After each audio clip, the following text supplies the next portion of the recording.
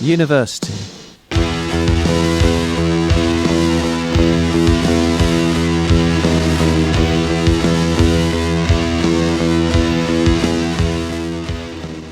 The first person I met at Exeter University was Dan Rickwood.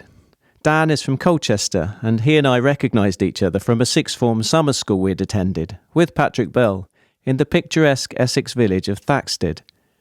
Dan is now known in his professional capacity as Stanley Donwood, the visual artist associated with Radiohead.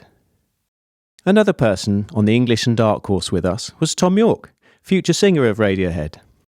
It was clear from the outset that Tom was passionate about music. I remember one morning he walked into the student refectory enthusiastically singing the chorus of Gigantic by the Pixies.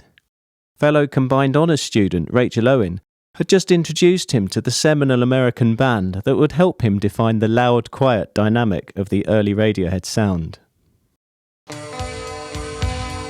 Unlike Tom, I didn't spend a lot of time writing songs at university, though I continued to collaborate on musical projects with Patrick Bell during study breaks at his parents' house in South London.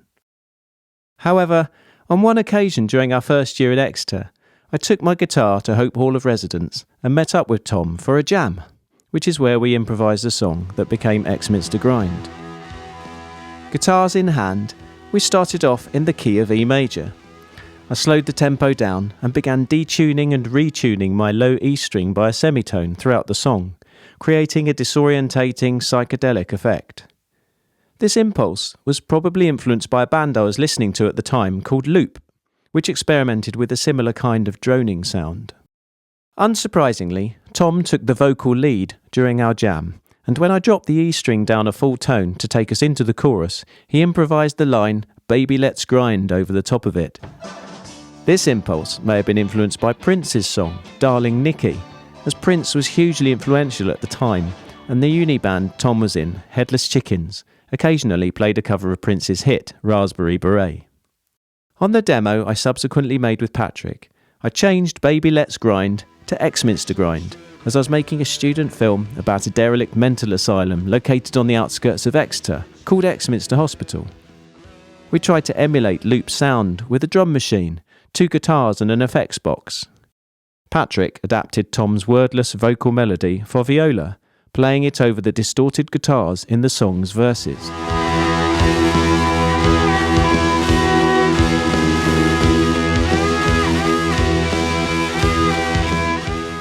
Exminster Hospital has since been converted into an estate of smart-looking properties known as Devington Park.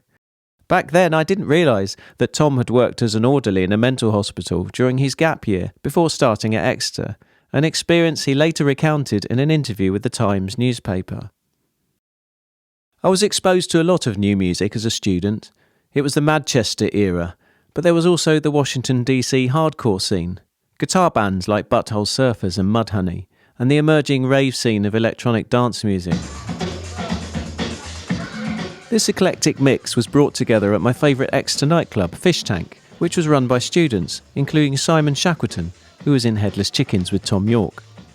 Typical Fish Tank tracks included Headhunter by Front 242, Freak Scene by Dinosaur Jr. and Groove is in the Heart by D-Light, alongside the current Manchester hits. Besides Fish Tank, which was an Exeter city centre, there was also the Lemon Grove venue on the university campus, where Tom used to DJ during our second year, and where I once filmed him performing the future Radiohead hit, High and Dry.